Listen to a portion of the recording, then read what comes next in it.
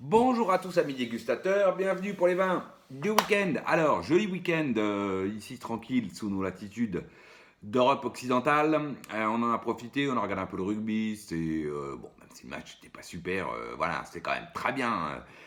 Et surtout, du coup, ça nous prépare the grand match qu'on n'avait pas connu depuis très longtemps, où on va pouvoir se confronter à nos amis anglais. Et du coup, bah, on en a profité, on a fait aussi des dîners. Et qu'est-ce qu'on a bu? Bah, on a bu de jolies choses. Alors, à commencer par ça. Un Majulien, et c'est le millésime 2012 en coteaux du Languedoc, terrasse du Larzac, excusez-moi. Alors, qu'est-ce que ça donne? Bon, donc là, on est sur l'assemblage complet, hein, depuis, je crois que c'est à peu près le millésime où, à la suite, il a commencé à faire des cuvées, hein, notre ami Olivier Julien. Là, on est donc sur un assemblage assez complet, donc on va retrouver un petit peu tout, de la Syrah, du Grenache, du Carignan, etc. Dans ce Mas Julien 2012. Alors, très au départ, un joli nez, assez myrtille, pour ceux qui aiment bien la myrtille, avec son côté aussi. Voilà, la myrtille est toujours un nez un peu spécial, hein. Il y a des gens qui adorent, il y a des gens qui aiment moins. Donc on est fruits noirs et plutôt myrtille, cassis. Ensuite, on a les notes, on va trouver les notes d'épices, et puis ensuite de garrigue, d'herbes séchées, sur un fond clairement cacao. Alors, c'est assez brut, c'est joli, c'est pas non plus d'une, on va dire, d'une grande finesse. Voilà. Enfin, en tout cas, c'est mon opinion à moi. Ensuite, on a une bouche robuste. Voilà, c'est structuré, il y a de la matière, il y a la grosse structure. Alors, est-ce que c'est le Carignan qui l'apporte? Est-ce que c'est la Syrah? Je ne sais pas, mais sur toujours ce côté myrtille. Ah oui, on a quand même une jolie fraîcheur qui donne un peu de profondeur en bouche.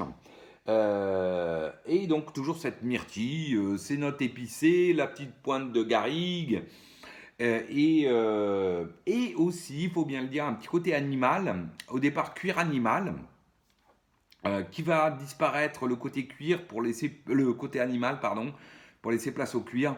À 12 et puis alors à 24 heures, on sent plus du tout ni le côté animal, donc probablement un peu de réduction en fait, hein. On a une très légère trace de cuir, probablement de la Syrah ou du Carignan, qui a évolué. Toujours ces épices. Et puis c'est vrai, on avait quand même des petites notes florales assez délicates, hein, mais qui sont après, au bout de 12 voire 24 heures, puisque regardez, il en reste encore et on l'a ouvert. Ah non, il n'en reste plus, mais il en restait ce midi. Euh, je dirais que le vin est devenu, au fur et à mesure de l'aération, de plus en plus brut, de moins en moins fin et complexe. Donc un bon vin, un très bon vin à ouvrir, je dirais, allez, 4-6 heures à l'avance, pour profiter pleinement à la fois la jolie complexité de son assemblage, et puis le côté frais aussi. Ça reste frais en 2012, hein. C'est pas non plus je dirais, même si c'est assez brut, voire il y a un côté un peu sauvage dans ce vin. Euh, voilà, il faut à 4-6 heures, 8 heures, c'est parfait. Voilà, en tout cas, ça serait ma recommandation. Donc un joli vin, mais c'est pas le plus grand millésime de Majulien que j'ai bu. En tout cas, je trouve. Voilà. Alors, peut-être les conditions, ou je ne sais pas. Mais un joli vin, mais c'est vrai que voilà, je n'ai pas été non plus transcendé, alors que j'ai des millésimes de Majulien qui m'ont beaucoup plus touché personnellement. Ensuite, qu'est-ce qu'on a bu? Ah, ça faisait longtemps, on a bu un vin de l'ami Thibaut Moret-Coffinet, un Chassagne Montrachet, et c'est Morgeau-Ferrande, et c'est le millésime 2014. Alors, c'est pas un cru que j'affectionne particulièrement chez Thibaut. Thibaut a beaucoup de crus, de premiers crus de Chassagne. Alors au début, avant qu'il arrache les vignes, donc je pense que ça c'était pas au début. Au tout début, quand j'ai commencé à aller chez lui, alors ça date de 2006, 2005, 2006, 2007. Morgeau-Ferrande était un vin avec, je sais qu'il y avait, c'était des très vieilles vignes, et souvent on avait un côté très fruit exotique. C'est comme ça que je le reconnaissais. D'ailleurs, je pense que Thibaut, ça le faisait, en tout cas c'est comme ça qu'il m'a identifié, c'est que souvent je lui reconnaissais son Morgeau-Ferrande à l'aveugle parce qu'il y avait ce côté-là, et voilà. Et puis après, je crois, dans mon souvenir, qu'il a donc arraché les vignes, il l'a replanté. Et du coup, je pense que 2013 et 2014 doivent être les premiers millésimes, si je dis pas de bêtises, qu'il a dû sortir avec ses nouvelles vignes. En fait, Thibaut corrigera s'il lit, s'il regarde cette vidéo, il corrigera. Alors, qu'est-ce que ça donne? On a un nez très beurré, brioche, très classique du chardonnay beaunois de noble origine. J'allais dire presque très meursault dans l'image d'Épinal qu'on s'en fait. Qui n'est pas forcément du tout la réalité, parce qu'évidemment, comme partout, on trouve de tout à Meursault. Mais voilà, une espèce de côté un peu très beurré brioche. Ensuite, on est plutôt sur le fruit blanc, le fruit jaune. Et puis, arrivent les notes tarte citron meringuée, avec là ce côté meringué à l'ouverture, avec le côté un peu vanillé de la meringue, qui va d'ailleurs gentiment se dissiper avec l'aération. Donc on va être sur le fruit blanc, la tarte citron meringuée, on est très citronné, qui est très agréable, ce côté beurré brioche et ce fond amande et grillé, fumé qu'on retrouve. C'est très joli, c'est très classique, c'est tout ce qu'on attend j'allais dire un grand Bourgogne blanc classique. Belle bouche, 2014 c'est vraiment joli je trouve, il y a à la fois la matière et à la fois la fraîcheur. Matière ronde, ample, mais une belle fraîcheur qui en plus apporte de la profondeur. C'est droit tout du long, on a donc cette sensation un peu de profondeur, ce côté beurré gras qui vient, qui remplit bien la bouche. Donc c'est vraiment un bel équilibre. Jolie finale, fraîche, belle persistance, donc fruits blancs, tarte citron meringuée, les notes d'amande, et puis ce fond léger grillé, fumé, très agréable. Voilà, moi j'ai vraiment bien aimé ce Morgeau Ferrand de 2014 de Thibaut, que j'ai trouvé très classique d'un beau chardonnay beaunois, comme on aime bien, ou quand on les aime bien, comme on aime bien en boire. Ensuite, je n'ai pas la bouteille parce que j'ai été dîner, donc elle est là, voilà, vous la voyez pas, mais elle est facile à reconnaître parce qu'elle n'a pas changé d'étiquette depuis des années. C'est un Saint-Émilion Château Larcy Ducasse et c'était le millésime 2004 que j'ai apporté. Euh, alors, très joli vin que ce Larcy Ducasse 2004. Un bonnet cassis, liqueur de cassis même, avec des notes ensuite de. Alors, à l'ouverture, il y avait encore des petites notes un peu gourmandes là, choupa choup, fraise vanille, un peu d'élevage quoi, qui ressortent, qui donnaient un petit côté un peu friand, un peu aguicheur, un petit côté coquin. Et puis avec l'ouverture, ça va se dissiper et on va vraiment rester sur des notes de bois précieux, de cèdre, voilà, évoluant même presque menthol, sur un joli fond, alors plutôt cacao, parce qu'avec une légère amertume, noyau cacao, et donc ce côté frais végétal apporté par le côté un peu mentholé, et puis des notes de cèdre, très classe, assez profond, classe, sans être austère, ce que va confirmer la bouche. Belle bouche, structurée, hein, quand on est à Saint-Émilion, il y a de la structure, beau tanin, dense mais soyeux, avec une petite finale, avec ce côté un peu, presque pas poudrant, mais voilà, tu les sens, le tanin, ça, voilà.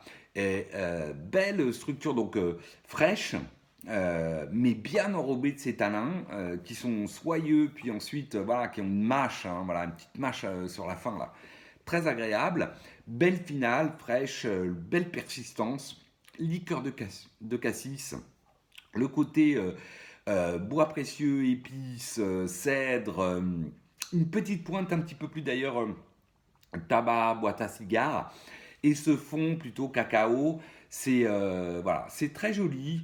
Voilà, un joli Larcy Ducasse 2004 qui n'est pas un millésime facile, mais ce Larcy Ducasse, oui, il y a un côté végétal qui vient par le menthol, mais c'est pas végétal au sens pas mûr, c'est assez étonnant. Voilà, en tout cas, moi je trouve qu'ils ont très bien réussi leur 2004, Larcy Ducasse, et c'était un bien joli vin, ma foi. Ensuite, qu'est-ce qu'on a ouvert? Alors, on a fait un tartare ce midi. Et moi, j'aime bien ouvrir des châteaux neufs sur les tartares. Je trouve que ça marche assez bien comme accord. C'est tout à fait discutable, hein, bien entendu, parce que à nouveau, le tartare est pas forcément un plat facile à accorder, mais son côté un peu exubérant, moi surtout je l'assaisonne assez pas mal, hein, je mets pas mal d'assaisonnement dans ce plat, et donc du coup il a un côté un peu foufou, voilà, très un peu enlevé, qui va dans tous les sens, et je trouve que du coup Châteauneuf marche assez bien là-dessus. Et on a ouvert donc ça, un Clos Montlivet, Châteauneuf-du-Pape, donc 2012. Euh, alors, bon, moi, Clos Montlivet, j'ai déjà dit plusieurs fois, je considère que c'est un des plus grands domaines de Châteauneuf-du-Pape, en tout cas dans le top 5, évidemment, de ce qu'on trouve à Châteauneuf-du-Pape. Et une fois de plus, ça s'est révélé. Un très beau nez, alors, qui a à la fois le côté effectivement puissant, expressif qu'on trouve à Châteauneuf, donc d'ailleurs au départ c'est plutôt sur la prune, le cassis, mais vraiment la prune. Après on a des belles notes, alors très réglissées au départ, d'épices réglissées, la pointe de garrigue, d'herbes séchées, voilà, qui amène un peu de fraîcheur, et un fond avec cette amertume de cacao très très joli, et qui vire un peu chocolat, parce qu'on a une petite note de cerise. Alors vous allez me dire pourquoi il dit chocolat cerise, bah parce que c'est le côté un peu forêt noire. On a ce côté un peu chocolat et puis le côté un peu cerise, de fruits rouges en tout cas. Tout ça est assez élégant, et ce qui se retrouve en bouche. On a une bouche évidemment robuste, hein, voilà, y a de la matière, il y a de la structure, il y a de la puissance alcoolique, ça oui, mais cela reste délicat. Alors délicat, c'est peut-être un mot que j'exagère un peu. En tout cas, c'est pas non plus le vin ultra puissant, démonstratif, qui vous en met plein la vue. Non, il y a de la puissance alcoolique, c'est évident, mais l'alcool se sent, on va dire, tout à fait de façon raisonnable. Et ça garde surtout de la profondeur et de l'élégance. Voilà, moi c'est ça que j'adore dans le Clos Montlivet, c'est que souvent je constate que ce vin garde de l'élégance et de la profondeur, ce qui n'est pas le cas de beaucoup d'autres Châteauneuf-du-Pape qui sont que dans la puissance, et qui envoient, qui envoient, qui envoient. Alors quand on est un jeune amateur, souvent on adore ça, parce que voilà, ça impressionne. Mais voilà, moi je trouve que ça, ça garde justement ce côté profondeur, élégance, que je trouve particulièrement séduisant. Belle finale, certes puissante, mais pour l'amateur de Pinot et de vin bourguignon que je suis, cela reste tout à fait maîtrisé, équilibré, et avec une longue persistance de prunes, de cassis. Ensuite, on a ces belles notes garrigues, ces notes de réglisse, d'épices réglisse, et ce fond cacao très agréable, avec cette légère amertume, un peu chocolat aussi. On a une petite pointe de cerise. Voilà. Jolie complexité. Ah, voilà, bon, tout ça pour vous dire que j'ai beaucoup aimé ce vin. Et puis pour ce soir, qu'est-ce qu'on va boire? Alors hop là, tiens, j'ai pas attrapé le verre. Je vais aller le chercher de ce pas. On va boire ce soir un Sancerre, je l'ai déjà commenté plusieurs fois. Donc rapidement, un petit Sancerre de l'ami Vincent Pinard. Donc c'est la cuvée Flores, et ça doit être 2020, je suppose. Attendez, je vérifie. Et c'est bien... non, pas du tout, c'est 2019. Ha ha ha. Alors attendez, je vais chercher le verre.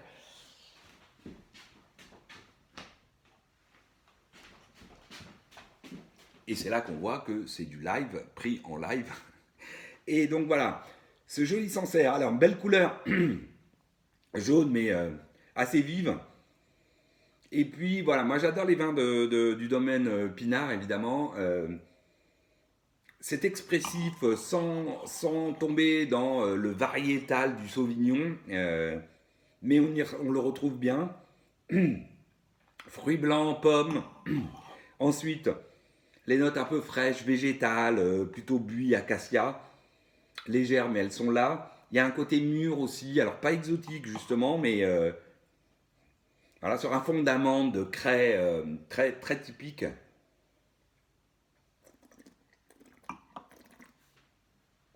Et même sur ce 2019, qui est évidemment puissant, mais on a une belle trame droite tout du long, et on a presque de la fraîcheur. Moi, c'est ça qui me surprend. Alors, pas partout, hein. Il y a des endroits où en 2019, on est vraiment que sur la puissance alcoolique, comme on est en 2020 ou en 2018, mais là, ici, on a vraiment une jolie trame qui garde quand même un peu d'acidité et de fraîcheur. Mm. Avec un goût de reviens-y qui est assez redoutable. Dans ces vins que moi j'adore de millésime chaud, hein, 18, 19, 20, voilà, moi j'aime bien les vins mûrs, bien mûrs. Et là, on a gardé quand même suffisamment de fraîcheur pour que ce soit très bon, très agréable. Et on va se régaler ce soir. Voilà. Allez, sur ce, je vous dis à la semaine prochaine. Salut!